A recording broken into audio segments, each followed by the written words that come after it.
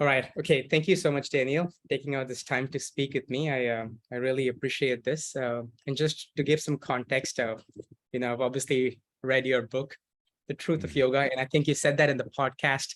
That's a lofty title to put you behind. And I'm sure a few people have questioned the truth in some way or the other. And I'm just coming out from a course that I did with on the Embodied Philosophy platform. Yes. On, I believe it's called Yoga from the Past to the Present and the Future. I'm paraphrasing, but very enlightening, enriching, very informative course. Had some questions that came up for me during the course. So thank you for taking our time to do this. Oh, thank you, Vikram. Thanks for getting in contact again. It's a pleasure to be chatting.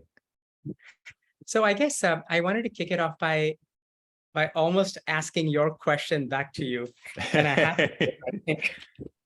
I think you gave everybody a lot of food for thought when you ask these questions, that we don't need things to be ancient for them to be relevant. Now, if I bring that question specifically to the broader genre of yoga as you, I, and anybody else who tunes into this conversation, how important do you think that concept of it being ancient is, or how relevant is it? It's an excellent question, and as I think I wrote at the start of my book, my exploration of yoga history and philosophy began as an asana practitioner asking questions and saying, where does all of this come from, and what can I read to find out more about it? And I started out in the Iyengar yoga world in the UK, and people said, read Mr. Iyengar's books, and I found them a bit difficult. And then someone said, well, why don't you read the Yoga Sutra? So I opened the Yoga Sutra, and said, where's all the postures? And it just didn't relate to what I was doing. And I had this very fond idea that people in caves several thousand years ago had been going through the same sort of sequences as we were practicing. And I couldn't find, any evidence of that at all. The more that I studied, the more that I read. And I found that really disappointing at first. And I think that's the experience that a lot of people have when scholars start to question some of the stories that teachers have told about the history of yoga. We want it to be old, I think, because we want to believe it stood the test of time, that it is actually a timeless thing. And I think that's where confusion comes in, because yoga has changed in terms of what people do enormously over the centuries, and we can see that from all of the texts. But there does seem to be a consistency in the description of a state that is identified as yoga, which all of these different methods point towards. And that is the thing that stands outside of time, because it stands outside of a conventional mode of seeing and being. And that's what sets people free. So I think that's an enormous confusion that is right there at the start. And if we were more interested in the timelessness of being and able to access that, there'd be less concern with these questions about whether things are old or not. So I think at first it's wanting to have faith in something that is so old that no questions need asking about it. And also it's because the teachers tell us these stories, and if we can't trust the stories, then it starts to open other unconscious questions. So it feels like the rug's being pulled out from underneath us a little bit, I think. And I guess the thing that I've become more comfortable with over the last 15, 20 years or so, thinking this through, has been the idea that we all have to find our own place to stand anyway, because we can't rewind the clock to whenever it may be that we'd love to imagine that our practice came from. Practice is here and now, and we have to find a way to connect in this moment to something timeless, but also to make sense of what we're doing as a practice, and to find authenticity for ourselves, and to find a way of ensuring that we do keep some connection to tradition, even if some things have changed a great deal since the time of the text that we're trying to refer back to. Right. I completely agree to that.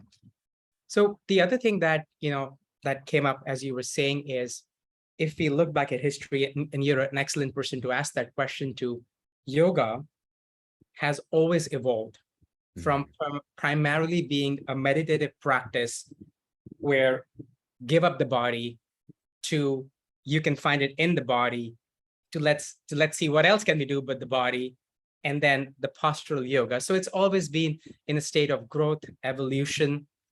And correct me if I'm wrong, would you say that over time, and I love when you say this, we do not know how much we do not know. You said that a few times in the course. And I think that's a great place to keep somewhere in the back of our mind, right? Because text, temple art, scriptures, paintings can only tell us that much. None of us have a lived experience of being in that time and can speak with complete authority as to what was going on. So having said that, would you say that this evolution that we have seen in the field of yoga, has that happened as a result of changing times and subsequently the population and the audience that was practicing it?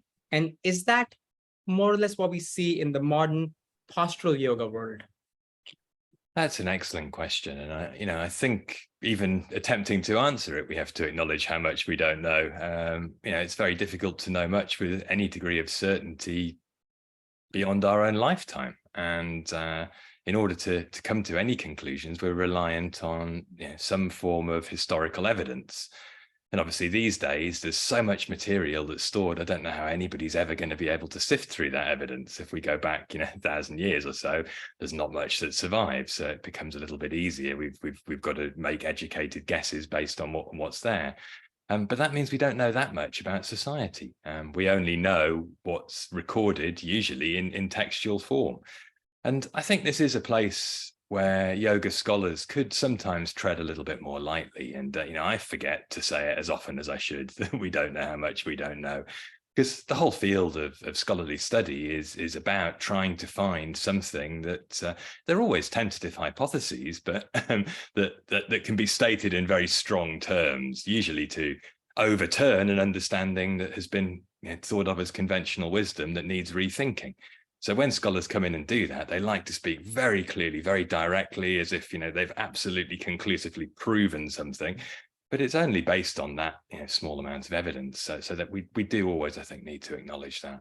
But coming to the specifics, no one really knows where the problem that yoga is designed to solve actually came from.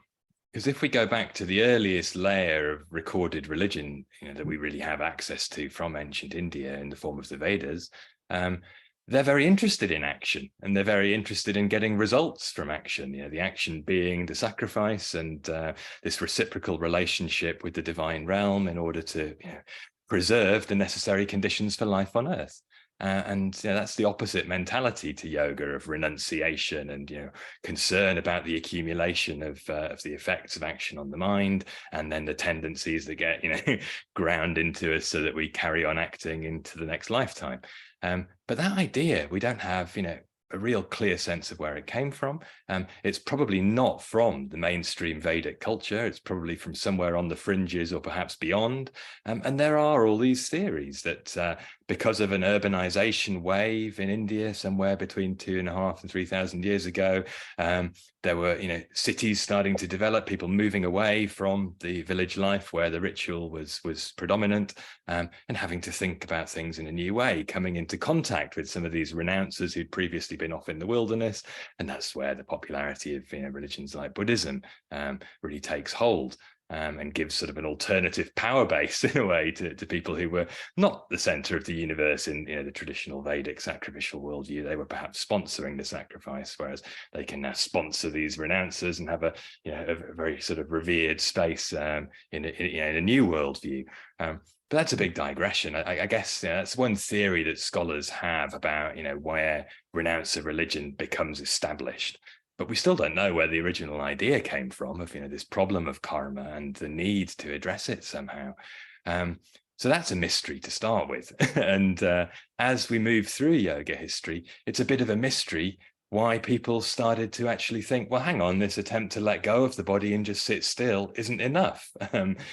Because there wasn't, as far as we can tell, what we see for sure in the 20th century, a big wave of householder practitioners looking for techniques that didn't require them to give up their lives.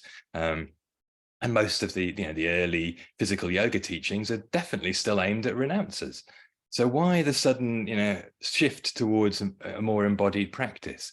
It's clearly influenced by the previous centuries of tantric teachings, which reappraise the body and see it as something that can be developed and harnessed and transformed rather than transcended and let go of, or even just seen as an obstacle that we have to ignore. And that leads back to the ancient tapasyas of, really the body is the problem. And the way beyond it is to burn through it almost with sheer intensity of stubbornness. Instead, there's a new idea that creeps in, and again, we don't really know why. And then with the popularization of Hatha Yoga to the point that it gets combined with all of the old ideas from the Puranas, the epics, the philosophy of Patanjali. So in the 17th, 18th, 19th century, we moved towards modern yoga by jumbling everything up again, and we don't really know why that was. Obviously, yoga was becoming a little bit more popular, but then it seems to become unpopular again, certainly from the point of view of physical practice, partly to do with Western colonialists demonizing yogis because they also engaged in warfare and resisted British occupation, as well as providing themselves for hire to fight on behalf of the colonial occupiers sometimes also. So it gets pretty messy, and we can't really separate things out very clearly, I think, until we get to the 20th century. That's the point at which we've got a lot more information, and we see absolutely unequivocally a shift in what's practiced and the framing of that practice. So why people are practicing. And the shift is to do things with the body for the sake of physical well-being. And obviously there's also a mental and spiritual component to that, but it's about being better equipped to live in the world. So it's definitely yoga for householders. It's drop-in yoga almost. It's the asana-based class format as the primary means of instruction. And that isn't, traceable back much beyond the 20th century. And so a lot of things do seem to change there. And it's to do, I think, again, with the political situation. So you've got the problem of colonial occupation of India, the problem of British, kind of enforcement of certain ways of doing things in terms of physical exercise in schools and the education system in English, and an attempt to resist some of these things with the cultivation of an awareness of an indigenous technique of body cultivation, which can be used to harness physical strength, which can also therefore strengthen the nation, be a source of pride, and combined with the resurgence of, I guess, confidence in the Hindu religion more broadly, that was shown by somebody like Vivekananda coming to the United States and basically wowing everybody with his cutting edge description of what it meant to be, at one with all things. You can do that through a body-based practice. So suddenly yoga means union. It's all about asanas. You get together in groups, you do it for a little bit, and you're better equipped to get out there and get on with the really sort of social, mundane task of political activism. All of that gets brought together, and that leads to people drawing on all sorts of other sources, I think. Whether it's traditions of gymnastics, whether it's wrestling, whether it's martial arts, whether it's dance, in search of other body-based techniques that can be combined with what's traditionally been presented as asana, which wasn't really a sequenced strength and flexibility practice. It was much more, like we would think of as kriyas. Body purification is preparation for the main goal of yoga, which is sit still and see beyond.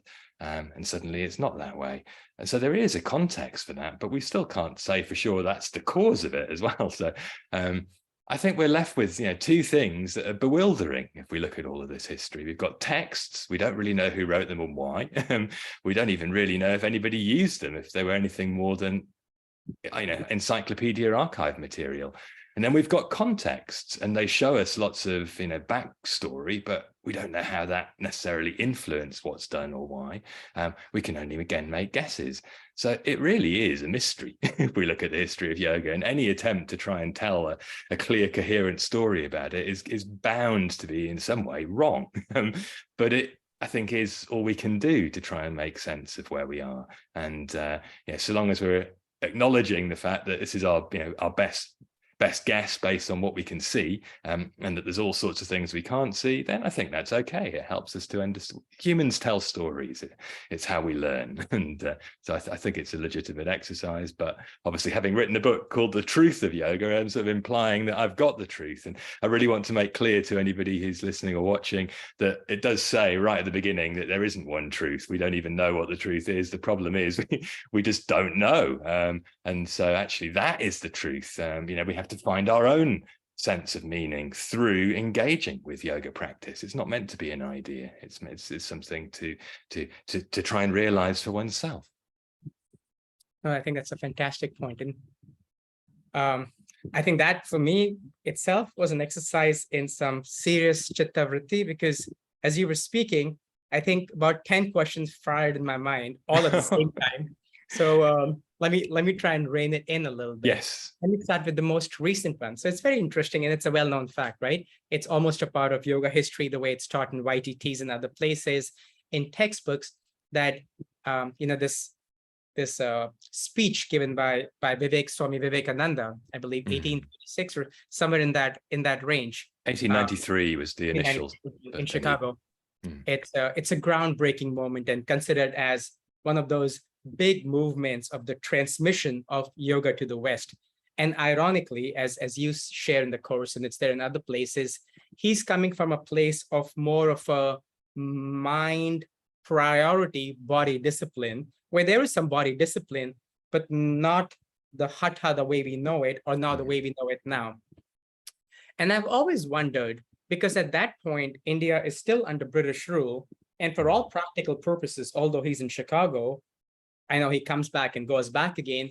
I wonder if there ever is almost like this political angle to dismiss or to come in alignment with what the practices in India are at that point of time. There's no internet, no Instagram, no global sharing. So he's also, quote unquote, the ambassador of what yoga in this mysterious nation on the other side of the ocean looks like. So I've always wondered about that and never really had a chance to ask someone that, what do you think is your best guess, estimate of his version of yoga that he decides to take over and share with this large audience? And it's ironic, in about 25 years, the yoga that the West or the whole world will practice could not be more different, from what he brought over. I almost think of, a picture of Vivekananda speaking, and then a picture of Sri Iyengar in like a Bhuja Pindasana or something, and they're not too far apart. One was the West for a long time, and the other will become and keep evolving into what the West or the world sees as yoga. So would love to hear your thoughts on that. Well, it's a great question. And I have to acknowledge that anything I say is going to be a guess. But I think there are two strands that we can look at. One is, the audience he's speaking to. And the thing that he did so skillfully was to tailor his message to the audience. He was trying to really, I think, speak about Advaita Vedanta and the inclusivity of that perspective, that all potential ways of seeing could be incorporated within the understanding that all is one. And so therefore he could really talk about anything to anybody and fold it back into that perspective. So he went to the West and he realized, of course, that there's already an understanding about yoga. It's quite limited, but it's based on the translation of already quite a few texts from Sanskrit into English, and particularly the popularization of the Bhagavad Gita amongst American transcendentalists, who are basically the counterculturalists he's speaking to, or certainly those who've been influenced by their writings. And it's a very similar message about, direct experience and, almost knowing the oneness of Atman and Brahman is the way that Ralph Waldo Emerson writes about the oversoul. So he's got this kind of, I guess, immediate in, if he speaks in that way. And there isn't really an understanding of yoga as anything else. Henry David Thoreau claimed, I am a yogi, or, on certain days I would fain practice the yoga, which basically meant he sat around at Walden Pond, imagining himself as a Brahmin by the Ganges. What that meant, I have no idea. But he certainly wasn't, making shapes with his body or even doing any pranayama. So there's an audience of people who are hungry for some sort of idea of transformation. And I think, therefore, that's one thing that he emphasizes. And then I think we have to look at where he comes from. You know, and he's not the uber elite, but he's from the more rarefied strata of Bengali society. It's been educated in English, exposed to Western ideas, and therefore exposed to Western prejudices. And there's a prejudice amongst 19th century scholars against physical yoga practice, which is associated with everything from militaristic sadhus to roadside beggars and contortionists. And he's keen to show that when he's going to talk about yoga, he's not talking about that. And yeah, you know, he had a guru who was pretty wild, Ramakrishna. And Ramakrishna wasn't really, you know, he was a devotee of Kali, and he's pretty out there somewhere. And Vivekananda didn't speak like that. He didn't also talk too much about Tantra. He was like, again, 19th century Western Victorian scholars, quite rude about particularly transgressive tantric practices of the sort of devotees who would call themselves Kali devotees. So yeah, I think he said at one point, give up this filthy vamachara, this you know, sort of left-handed approach to practice. It's corrupting you. You go back to the Vedas, the Puranas, the Upanishads. And so I think he's just trying to show he's a legitimate speaker. He's standing on the shoulders of these you know, reformers, particularly from the Brahmo Samaj, and taking Vedanta as the method of communication, as a way of showing, almost in their own language, Westerners, that Indians are not only their equal, but might even have, you know, the supreme truth that everybody's searching for. So he's very keen to present things that way. But he did, it seems, teach a bit of pranayama and perhaps even some asana during his time in New York. One of his students ended up writing a newspaper article, and I think it was published 1898, talking about how, you know, various members of high society in New York were putting themselves into funny positions, and that could almost be a report from, you know, 1990s New York, at the time when Sting and Madonna are getting into Ashtanga. Very similar language of like, oh my goodness, you know, all this stuff, these famous people, what's going to happen? You know, are they now becoming Hindu? And so I think, you know, he did what was asked of him. He was very intuitive, I think, in what he was sharing. And in that sense, he was really the first globalized guru, and many others have done something similar. You know, we can think of all sorts of examples from the Maharishi Mahesh Yogi, Rajneesh Osho, talking, you know, a very international language, while at the same time, you know, presenting some pretty traditional ideas, but to a counterculturally minded audience. So they're very adept, these people who come after Vivekananda, at borrowing what he pioneered, this internationalization of Indian teachings, and almost, you know, to the point where it doesn't really matter where it's rooted. But what Vivekananda himself did, we don't really know. He died quite young. He doesn't seem to have get engaged too much in physical practices. You know, he was a thinker, I think, is the way we should see him. And I don't think many others were spreading yoga at that time in a way that was contradicting him. But had he gone over there 20 years later, he would have come up against the likes of Yogendra, Yogananda, who were teaching quite physical yoga, even though Yogananda later tries to associate himself with a very Vivekananda style intellectual pursuit. He was basically, you know, his brother was a bodybuilder, and you know, he learned hatha yoga and taught some. So there's it's just an accident of history. These moments stand out, and it's sometimes a mistake to think about, you know, great men or even just individuals and moments in time. But those moments in time, they provide pivot points, I think, for shifts in understanding. And he just happened to be there at that moment, and yeah, he was the man for the moment. He had an ability. Had he been less gifted at speaking and tuning in to what people wanted to hear, he might not have done such an effective job, and yoga might, you know, not have had the same appeal when these physical yoga teachers turned up. It might have been a strange thing for, you know, I don't know, backstreet occultists to dabble in, but not something that would gain mainstream acceptance, as it slowly did in the next few decades. Sure. I think just a saffron robe would not be your gateway in to No. conventions today. There's a lot of saffron robes, different shades of saffron robes, if you will. So thank you for that. So you make a you show in a very clear, concise manner how what yoga means. Let's say, and I know VK's anger is an important part of your presentation, and I guess my question is, it's the foundation of that question is what we say authenticity, authentic yoga, right? It's a buzzword along with decolonize yoga or cultural appropriation in today's parlance. Let me share my analysis, then I'll hand it over to you. So one theme that stands common is all of these innovators, Mr. Iyengar included, are borrowing from existing textual, scriptural sources, putting it together, repackaging it to provide, let's say, a very acceptable, holistic definition of yoga, right? So Yes. that slide with I think you link it to the koshas, the spiritual body and the intellectual body and the physical body. And then he goes on to reference Patanjali. And we all know that, and since you yourself are an Iyengar practitioner, he had that relationship or that devotion towards Patanjali from the opening chant to the murti at the center in Pune. And I believe in Edwin Brand's commentary on 1.39, he goes on to say from his, I believe, Tree of Life, that Patanjali says, or anything else can be, a prop, an alambana for your concentration. And he says that asana can be that prop.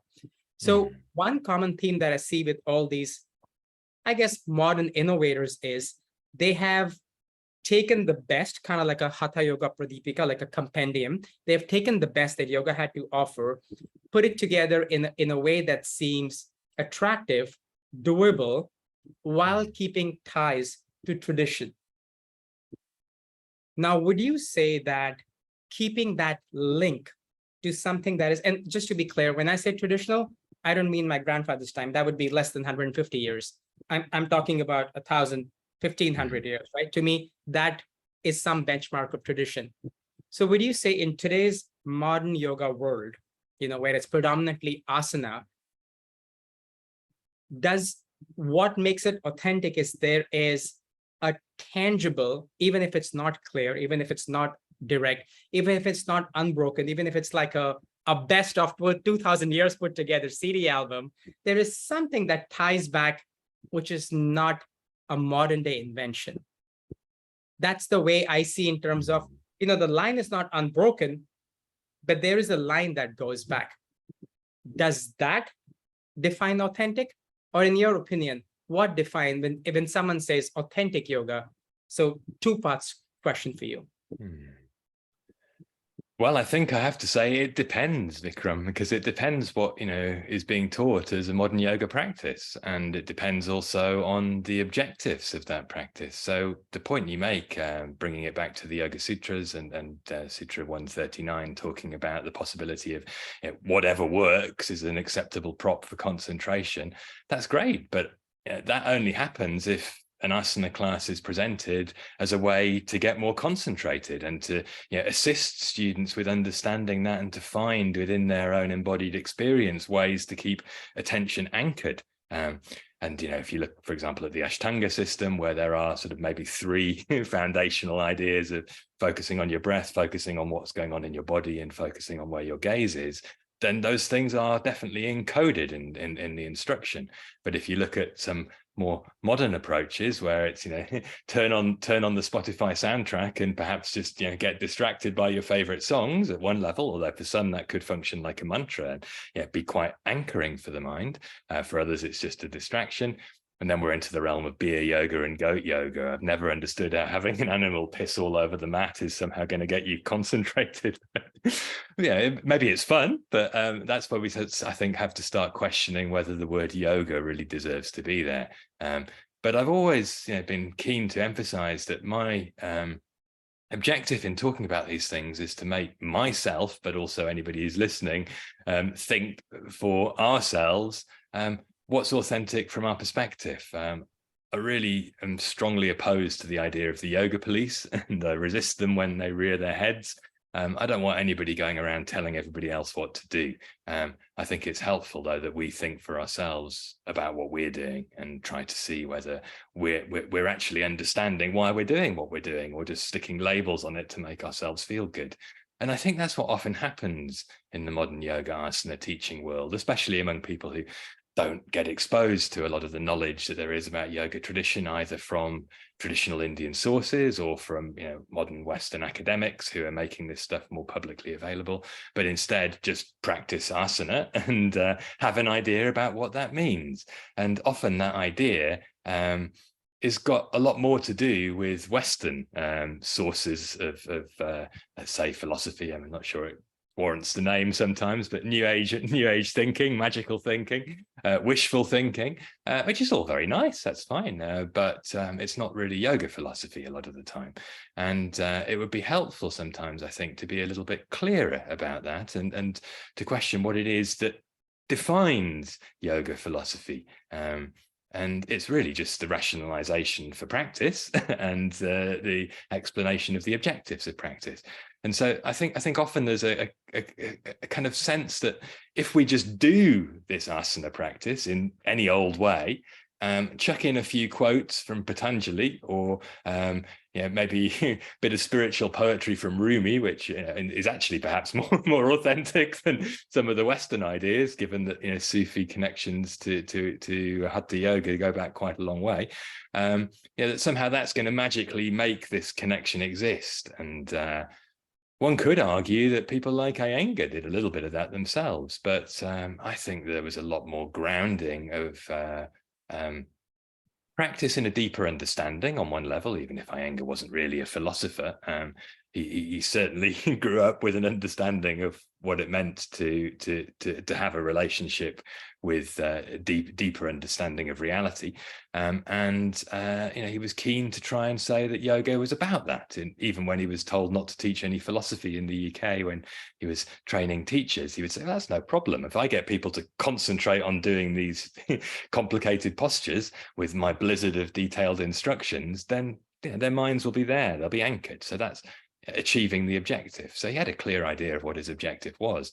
So I often feel like the thing that will make modern yoga more authentic is if people think a little bit more clearly for themselves about having one genuine anchor in the way that they're approaching what they're doing that does come from an older source. And if there aren't any anchors, why are we calling it yoga? Because it's just something that we're doing now that we've come up with for our own reasons, or perhaps got from somebody else who came up with it for their own reasons, and choosing to stick this word yoga on it because that's trendy. There's nothing wrong with a calisthenics class in which you feel good in your body by stretching. It doesn't mean it's bad. It doesn't mean it can't actually take you to a deeper sense of connection to the cosmos. There are all these traditions of women's gymnastics in the Western world that have become quite fused with modern understanding of what physical yoga is, partly because they almost sort of got so entangled that they're inseparable in the way that yoga has been taught in the Western world in the last few decades. And yet they weren't talking about yoga philosophy. They were talking about Western ideas through a bit of physical activity, gaining a sense of one's place in the bigger picture. So we just need to be clear about are we doing it yogically or not, and if so, what does that consist of? And we don't have to know everything to do that. We just need to do a little bit of study. And I think there's sometimes an aversion to study. There's an idea that because yoga is all about direct experience, citta vritti nirodha, therefore no thinking necessary. In fact, thinking is the enemy, no judgment, and other such cliches of the modern yoga world. No, we need to be very discerning and say, this is not yoga, get rid of it. And this is yoga, do more of it. So I think those sorts of things we can only really do for ourselves. Otherwise, we'll just be following orders or telling other people what to do. Thank you. Thank you for that. And that's a perfect segue. I'll literally pick up your last sentence, kind of like decision-making, gatekeeping, telling people what to do, right? So we also speak about, how there's this sudden rise of yoga in India, right? I've been living here for the last 3 years. I've lived here most of my life, back and forth mostly, but I've kind of witnessed the evolution and the growth of yoga per se, right from studios to accessories to teaching as a livelihood, yoga teacher as a livelihood. I was the black sheep for a long time, as a yoga teacher back in the day, but hey, I'm just one of the many now. Anyway, so what are your thoughts? Because you briefly spoke about this, now we have the Ayush, we have Ayush here in India, right, with certifies. And I don't have too much experience because mostly my connection is with North America and India, but the Wheel of Yoga, I believe, in the UK.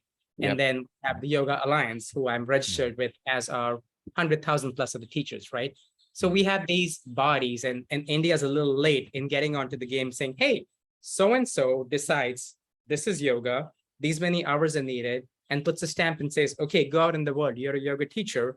I think we should get in onto this. We need to be a part of this, And my question's not so much political in terms of, because I think that's a separate conversation altogether, but more in terms of how do we understand this process? Like you said, discernment is a big key, but discernment, unfortunately, has got nothing to do with who's out there as an ambassador, as a teacher, as some sort of a representative of yoga per se, right? And everybody has their version of, this is what it means to be a yoga teacher. Do these and you're good to go.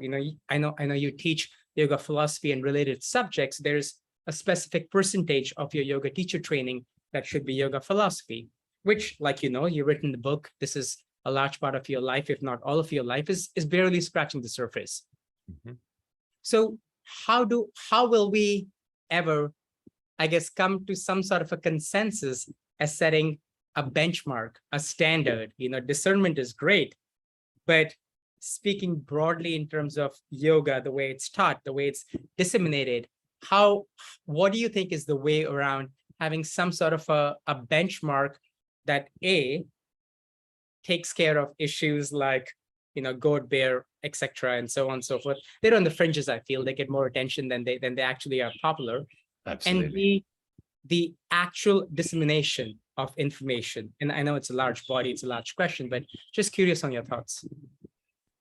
Well, I'll give you a slightly less serious answer first, and then I'll try to be serious afterwards. The slightly less version would be, of course, everybody should just buy my book, and then that would be, they would all know the truth of yoga, and it would be fine. But no, and I say that partly because I think that it immediately exemplifies the flaws in trying to tell anybody what to do or to standardize beyond a certain point, because not everybody will like my book.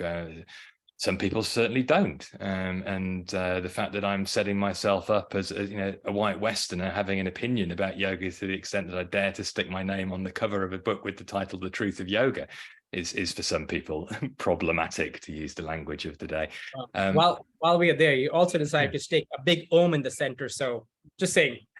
Well, that's true. That's true. Yeah. I mean, I didn't make that design, and I was actually very pleased with the design because I thought it showed a harmony between the modern and the ancient. And if we're going to go back to the roots of everything in the source of sound and the subtle silence out of which sound arose, Om is the symbol of that. But obviously, Om is identified with Indic religions, particularly Hinduism, although not exclusively.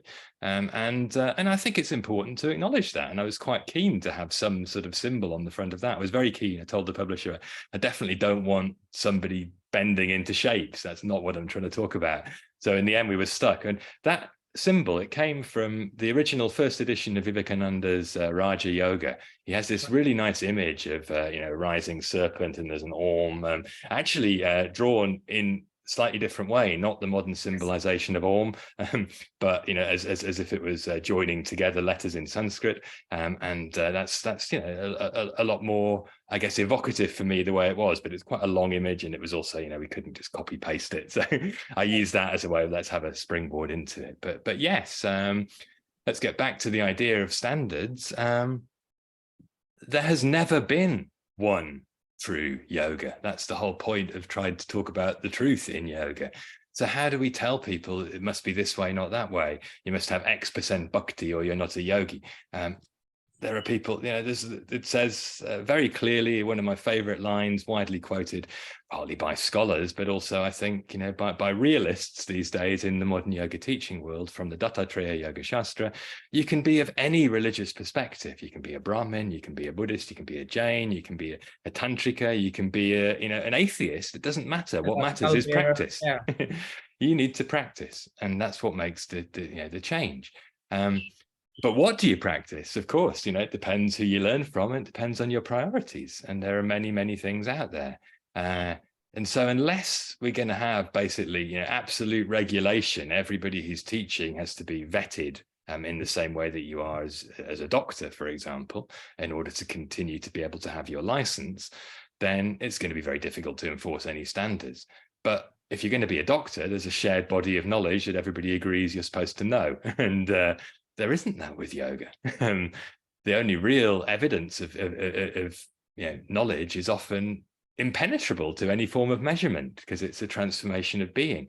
So you can't actually really assess anybody else's relationship with that from the outside, unless you go by some sort of strange yardstick, such as whether they sit still for a very long time.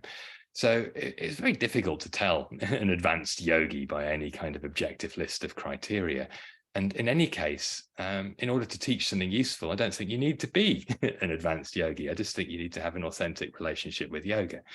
So I end up feeling like attempts to standardize and regulate past a certain point are unhelpful, because the whole thing should be self-regulating, literally on the part of the practitioner, but also on the part of the teacher's relationship with the student. And I think all of this has come about due to capitalism and the proliferation of the yoga industry and people trying to make a living out of yoga. I do that. I teach, and you had a post recently which I thought was brave, where you said there's nothing wrong with making a living, which is true. But it's how you make a living, it's what you teach. And there's all sorts of people out there who will always be teaching things that we think shouldn't really be called yoga, and they'll be making a lot of money out of it. But how are we going to stop them while at the same time leaving enough space for everybody to find their own way with yoga?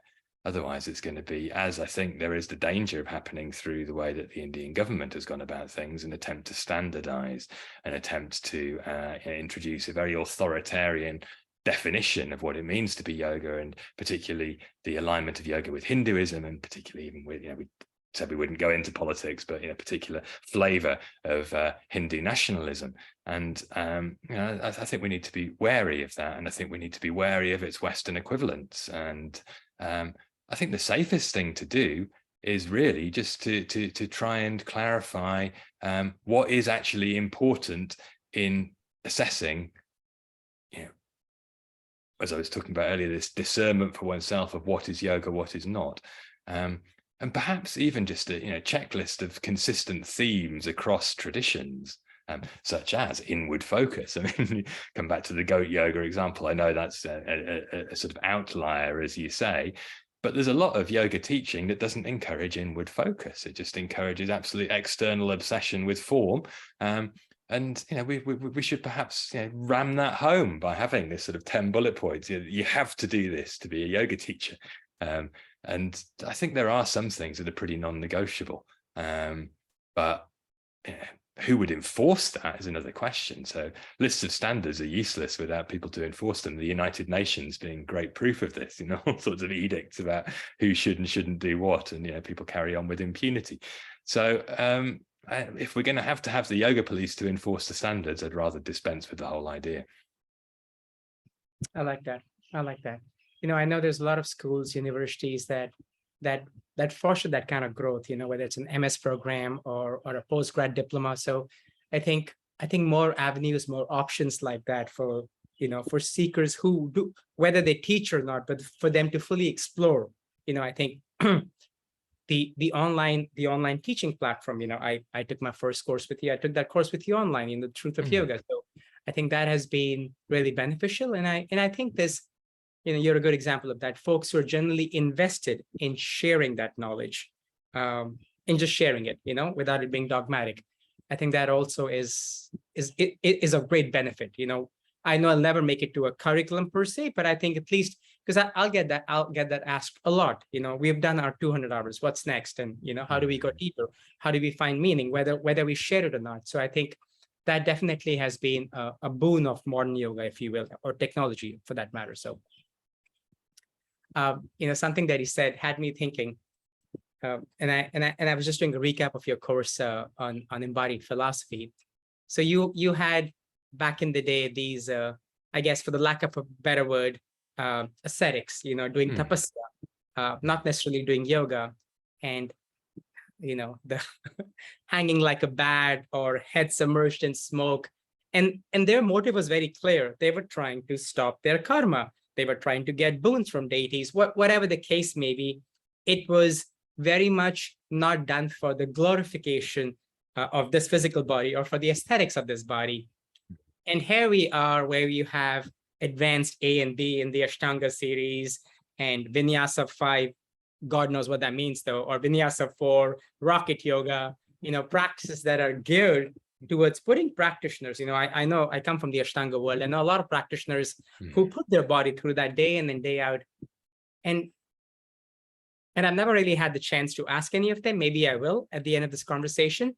But where do you think the drive comes from? And I know I'm asking you to answer maybe not an embodied question, unless that's part of your own practice. Where do you think the drive comes from, that there is such a huge draw for practitioners worldwide, right? I'm talking about a large global community who are invested in this very intense physical asana. They're far removed from the goals of moksha and mukti and so on, but still fully invested. Where do you think the draw comes from to stay involved in a practice like that? Or how come these practices have so much currency? They're so popular. It's a really good question. And, I'll confess to having dabbled in Ashtanga. I probably did 5 or 6 years of 6 days a week. Yeah, to be honest, the reason I stopped was because my body couldn't hack it. I hit my limits. I tried to force beyond them, and I've now got arthritis in my hips and problems with my back that give me sciatica. So, not trying to say that I blame Ashtanga for that. I blame myself, but at the same time, I do know that this is a very intense approach to asana, and it's not for everybody. There's obviously a gentle way to go about it. I thought I was being gentle, but I envied other people who were more bendy than me. I was always very stiff. I used to play rugby when I was a teenager. I had a sort of stocky, strong body, and I couldn't bend forwards or backwards. And I learned to do that through the Ashtanga practice. Got very flexible and destabilized my joints. And I realized it's very competitive. I also have a history of addiction, and I realized that this, repetitive engagement with something that gave me, a huge dose of feel-good chemicals was very, very tempting to keep going back for more of, especially when you're among another group of people who are fellow addicts, who I guess give this sense of social approval to behavior that people on the outside would think is really weird, like getting up before the sun has come up and doing this obsessive thing for 2 hours sometimes each day, and complaining about the fact that the body's a bit stiff and sore from doing it, but going back for more tomorrow, pushing beyond. And I know a lot of people in the Ashtanga world. I'm not going to try and say everybody's an addict, but there's definitely some very driven character types who are very goal-oriented, some competitive tendencies in people, and some addictive tendencies. And these practices, sort of play into that. The Western world suffers from this in general. Very me-centered, goal-oriented, and comparison-based in order to try and figure out our place in the hierarchy. We've of course got our own social hierarchy here. It's just a lot more fluid than, say, the caste system. It's just that everybody's trying to recreate it for themselves and make sure that they push down others to pull themselves higher. And I think that's encoded in the way that we operate. It's encoded in business. It's encoded in marketing of yoga. So people tell themselves all these wonderful stories about what they're doing through yoga practice, while sometimes actually strengthening those tendencies and getting too attached to what the body can do. And again, I'm really just speaking from my own experience here. I don't want to tar anybody else with this brush. I realized it was very painful for me when I couldn't, pull off the sort of asana that I used to be able to. And I felt shame. And I felt like I was somehow failing as a yoga practitioner. It took a lot of, I guess, centeredness to start reminding myself, actually, and this is after 20 years of study, that's not what yoga is all about, and it doesn't matter. And in fact, I've gone way off track if I'm concerned about what my body can do. This should just be preliminary training. But because of getting into what my body can do, apart from the times when I've been on retreat and decided to focus on meditation or pranayama much more than asana, for most of my yoga practice career, let's say, it's been an asana-based thing. The other practices coming along as a sort of supporting adjunct. They're not the main event. And all of the historical yoga texts are the other way around. So it is illogical. And I think in the end, asana will not in and of itself do anything for us unless it's contained within a bigger worldview. And some of that is communicated in those approaches to yoga teaching. But very often what I see, especially when it's decontextualized from a more sort of traditionalist, lineage-oriented approach, where basically you are in a semi-temple-like situation, it's all about me. It's all about what I can do. And everybody's saying, oh, I'm not comparing myself to the person next door. But yeah, like hell you're not. Everybody's trying to copy each other and get better and get the next skill, and going to special training to improve their handstands so they can show off in their transitions and do a little bit more than the guy on the next mat. And if there's one thing to put on that bullet point checklist, yoga is not about me. Yoga is about the problem of me. And the whole idea of ancient Indian philosophy is that our investment in this mind, this body, and what it can do for us is what drives the cycle of suffering. And so the way out of that is to unwind that attachment. And if what we're doing in our yoga practice is getting more addicted to me and my capabilities, we've got a problem. And it's very hard to be honest with oneself about that. In a more traditional teaching context, again, where you had a slightly domineering guru-like figure, the student doesn't get away with that. The teacher cuts through it. But if we have dismantled that sort of hierarchical framework for teaching, and it's post-lineage yoga, everybody for themselves, who's there? Where's the yoga police then, where we do need them? Where's the person, the spiritual friend pointing out, hang on, mate, you've got a little bit too attached to your practice here. It's not about that. Why don't you take 6 months off asana and then see how you're doing? Most people would run a mile from anybody who made that suggestion, but we could all do, I think, sometimes with somebody hanging out with us, giving us those reminders. And even just to have a course of study in which that's articulated would be helpful. And so, again, I think there are things that could go on that list of bullet points that are uncontroversial, but not everybody's going to like them and not everybody's going to embody them. And I don't think that should ban them from teaching yoga, but we should all be trying to pay attention to some of those points.